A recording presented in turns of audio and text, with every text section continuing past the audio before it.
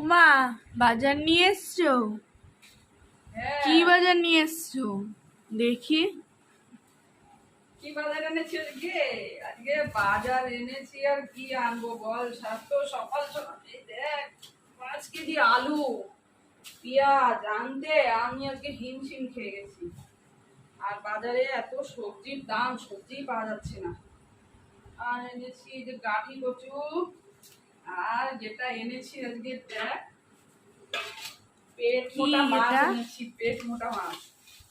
তো ভেবেছিলাম চিকেন আনবো, চিকেন ভালো হতো আনলে? হ্যাঁ না, চিকেন আনবো, তারপরে এই মাছ পেয়ে গেলাম, জ্যান্ত মাছ, এটা নিয়ে আসলাম। হ্যাঁ ভালো হয়েছে। কি মাছ?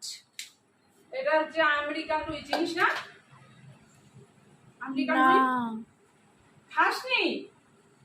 কি বলে চেনে না? কত খেয়েছে বলছে চেনে না। এগুলো কম এনে খাইয়েছি তোদের। কি অবস্থা, আমার ছেলে মেয়েগুলো এরকমই। আর যে গাঠি কচু এনেছি,